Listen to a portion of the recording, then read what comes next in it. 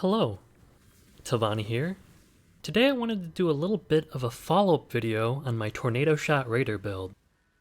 At its highest level, Tornado Shot Raider is an absolute powerhouse, offering incredible defensibility and damage.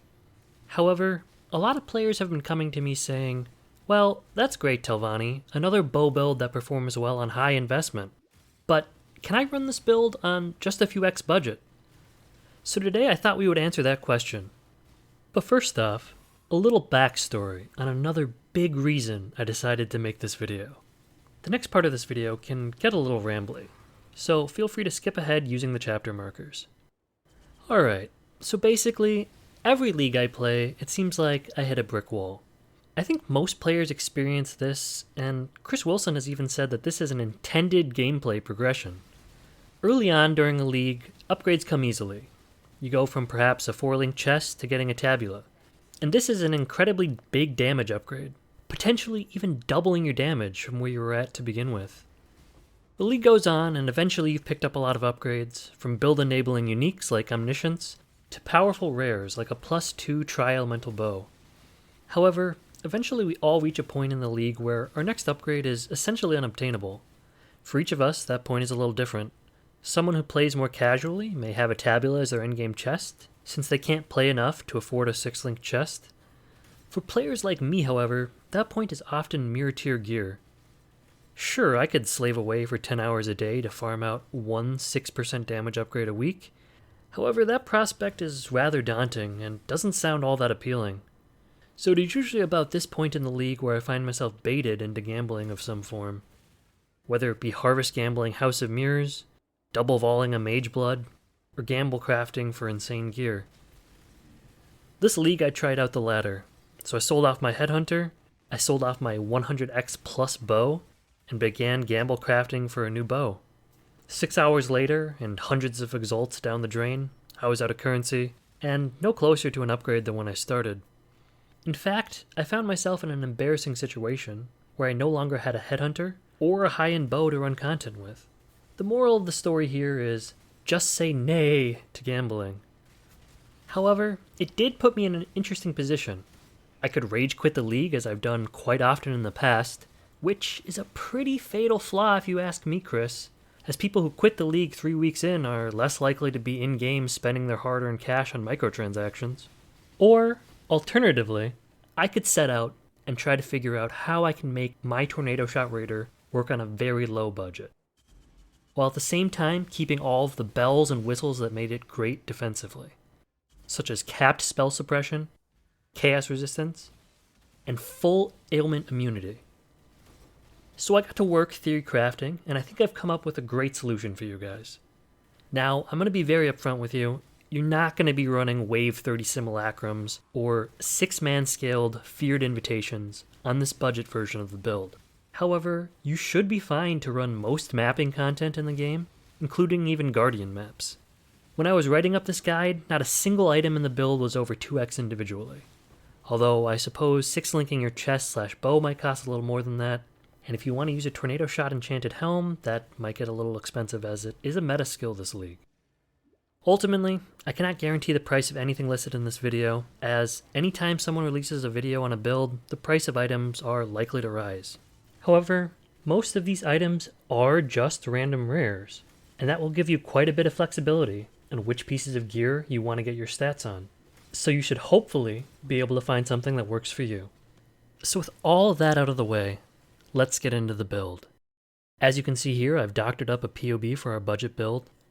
I've factored the character level at 93, as anything past that can get a little time consuming to level up for the average player. You can see here we have 1 million combined DPS, but again, you should keep in mind that that is per Tornado Shot arrow that hits an enemy. And as we have 5 or 6 arrows, this should be roughly 5 to 6 million DPS, and perhaps even around 9 to 10 million DPS while our totems are active. We also have a fairly respectable 4k life, with 12k evasion, 25k armor, 100% spell suppression, and 75% chaos resistance. Moving on to our gear, our bow is quite simply a 900 plus elemental DPS bow with increased crit chance. You could probably even very easily craft something just as strong by throwing a few anger, wrath, or hatred essences at a spine bow base.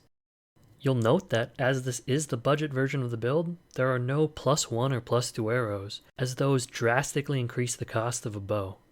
Next we have our quiver. This is an example of something that could work, but quivers are incredibly flexible as there are a ton of great damage mods out there, such as added flat elemental damage, increased damage with bow skills, crit multiplier for bows or just crit multiplier, crit chance for bows, additional arrows, bench crafted elemental damage with attacks, attack speed, resistances, attributes, life. Ultimately I would try to get life, one defensive stat like resistances or attributes, and the rest as much damage as possible. Next we have our helmet. You'll probably want an armor base as we are a determination build. The Eldritch implicits are pretty mandatory, but even just the lowest tier of Ichors will do. Other than that, it's not too fancy. Just grab life, chaos resistance, and attributes. Anything else is a bonus, really. The Tornado Shot enchantment will be very nice, but it's not completely mandatory when you're starting off. For our chest, we are running Armor Evasion Hybrid base, ideally with life, chaos resistance, and at least one attribute mod. We should really try to grab at least 25% spell suppression here, as it will allow us to cap spell suppression with only one piece of gear, as other pieces of armor, I believe, can only reach 22% spell suppression, while the chest caps out at something like 35. We are also going to need one open prefix for the benchcraft 25% chance to avoid elemental ailments, as without this, we are not going to be able to reach 100% ailment immunity. The Eldritch implicits are completely optional, but the ones shown here will make us significantly tankier and give us a little bit of damage. For our gloves, it's pretty simple as well. Life, chaos resistance, and attributes.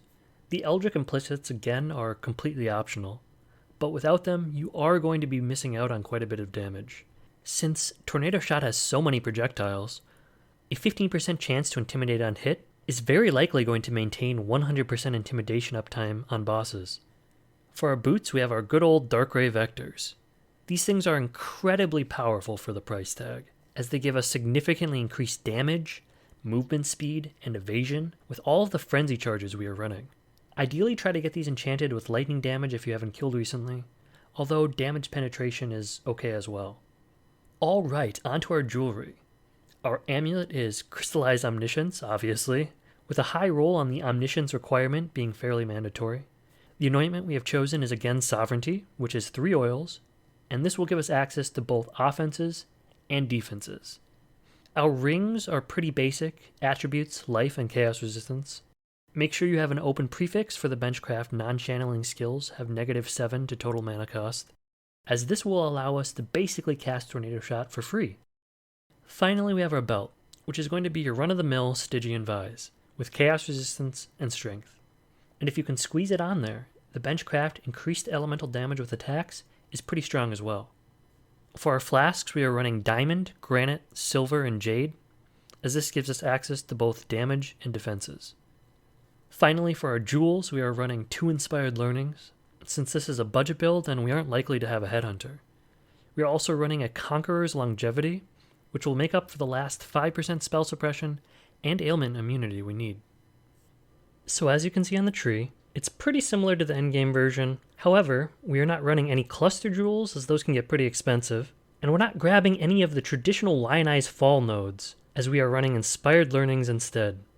If you wanted some more damage for bossing, you could probably drop these Inspired Learnings and take something like a Lionized Fall and a Lethal Pride, similar to what we are doing in the endgame version.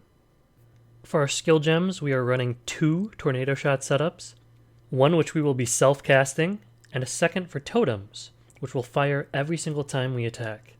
We've also got a significant amount of auras, your traditional mark on hit setup with Sniper's Mark, Flame Dash, and Molten Shell, which is basically going to make us unkillable while it's active. One thing to note is that if you feel like you need a little bit more single target damage for bosses, you can always swap out Chain for Hypothermia or Ice Bite as needed.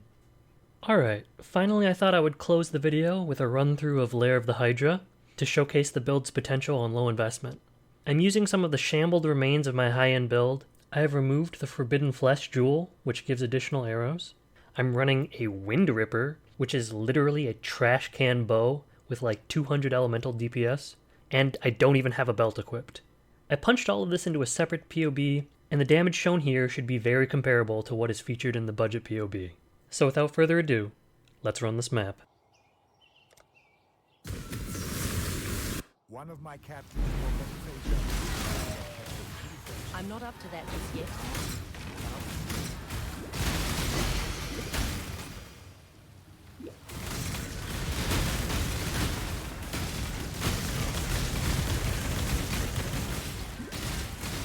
As you can see here, we are completely just blowing up packs of monsters.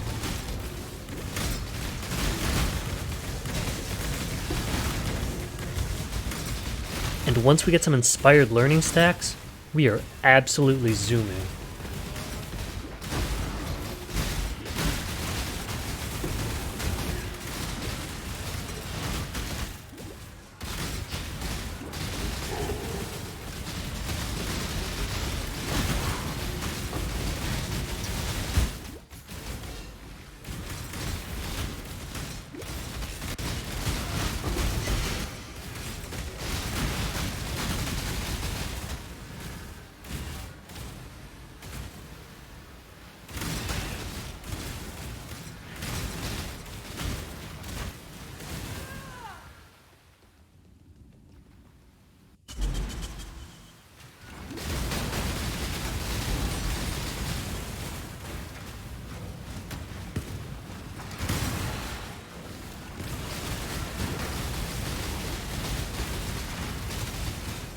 So as you can see, it doesn't have the same insane damage that the endgame version does, but it is still incredibly respectable and tanky, and should make for an excellent general mapper. I don't think my health ever really dropped during the entire run through.